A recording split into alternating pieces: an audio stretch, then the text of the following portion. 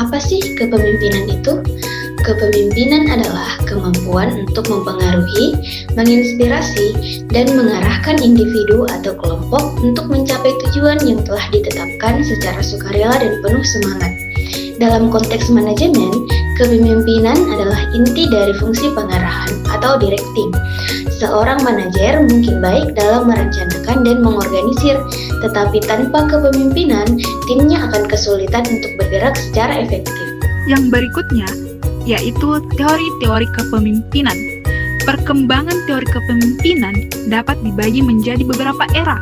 Yang pertama itu teori sifat atau trait teori.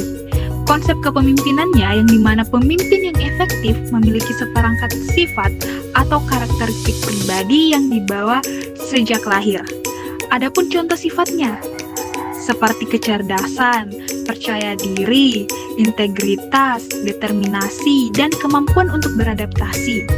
Dan adapun keterbatasannya, seperti tidak ada daftar sifat yang konsisten, mengabaikan faktor situasi, dan sulit untuk diukur. Teori selanjutnya yaitu teori perilaku atau behavioral theory. Konsepnya itu keefektifan pemimpin ditentukan oleh perilakunya, bukan sifat bawaan. Kepemimpinan pun dapat dipelajari, yaitu studi pentingnya adalah University of Mission. Membedakan pemimpin yang berorientasi pada karyawan atau employee oriented versus berorientasi pada tugas atau task oriented.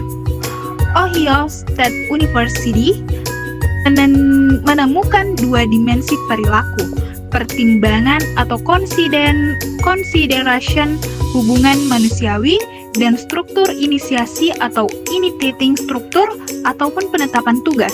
Kemudian yang selanjutnya adalah managerial grade, Black and Moulton. Grade 9x9 yang menggambarkan concurrent terhadap orang atau people dan concurrent terhadap produksi atau task. Gaya ideal adalah tim manajemen 9,9. Nah teman-teman, selanjutnya yaitu teori kontingensi atau situational theory. Konsep tidak ada gaya kepemimpinan yang terbaik, maksudnya gaya yang efektif tergantung pada situasi. Dan lebih pentingnya yang pertama, teori kontingensi Wigner, yaitu kesesuaian antara gaya kepemimpinan atau berorientasi tugas atau hubungan dan situasi yang menguntungkan. Yang kedua, teori situational Hersey dan Blanchard, di mana gaya kepemimpinan harus disesuaikan dengan tingkat kematangan atau readiness pengikut. Yang ketiga, model Part and Code atau House, di mana pemimpin bertugas untuk memperjelas jalur menuju tujuan bagi bawahan atau menghilangkan rintangan. Gaya yang disesuaikan dengan kebutuhan seperti direktif, suportif, partisipatif, dan atau berorientasi prestasi. Teori kepemimpinan modern. Kepemimpinan modern terbagi menjadi 4. Yang pertama, kepemimpinan transformasional adalah pemimpin yang menginspirasi pengikut untuk melampaui kepentingan pribadi dan bekerja untuk tujuan yang lebih besar melalui karisma, stimulasi, intelektual, dan pertimbangan individu. Yang kedua, kepemimpinan transaksional, di mana berdasarkan pada pertukaran, pemimpin memberikan imbalan atau reward kepada pengikut untuk kinerja yang baik dan menjatuhkan hukuman atau punishment untuk kinerja yang buruk. Nah, yang ketiga, kepemimpinan otentik, di mana pemimpin yang memiliki tingkat integritas, transparansi, dan kejujuran yang tinggi, serta membangun hubungan kepercayaan yang kuat. Nah, yang terakhir adalah kepemimpinan melayani atau servant leadership, di mana pemimpin memprioritaskan kebutuhan pengikutnya dan membantu mereka untuk berkembang dan mencapai potensi penuh. Gaya kepemimpinan. Berikut adalah beberapa gaya kepemimpinan yang umum diterapkan. 1. Otoriter atau otokratis. Pemimpin mengambil semua keputusan sendiri, cocok untuk situasi krisis atau dengan bawahan yang tidak terampil. 2. Demokratis atau partisipatif. Pemimpin melibatkan bawahan dalam mengambil keputusan, meningkatkan komitmen dan kreativitas. 3. Laissez-faire. Pemimpin memberikan kebebasan penuh kepada bawahan untuk mengambil keputusan dan melakukan pekerjaan, cocok untuk tim yang sangat ahli dan termotivasi. 4. Visioner. Pemimpin mampu mengartikulasikan visi masa depan dan menginspirasi orang untuk mewujudkannya. 5. Kepemimpinan situasional seperti yang dijelaskan di atas, fleksibel dan menyesuaikan gaya dengan situasi. Keterampilan inti seorang pemimpin dalam manajemen.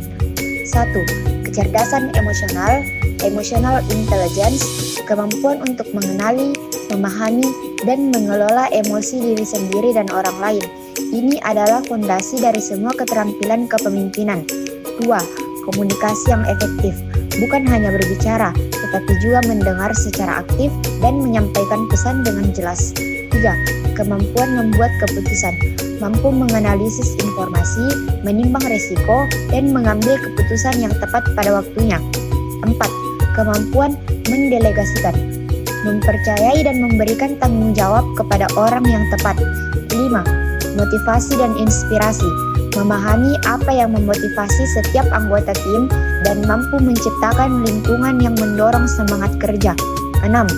Pengambilan inisiatif dan inovasi, tidak takut untuk mencoba hal baru dan mendorong perubahan. 7.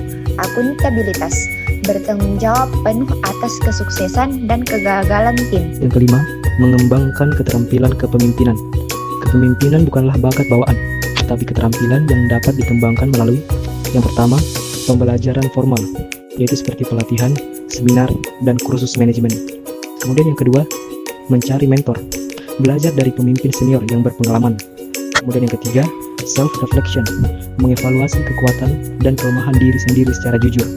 Kemudian yang keempat, mencari pengalaman, on-the-job training, seperti memimpin proyek, menjadi ketua panitia, atau menangani tim kecil.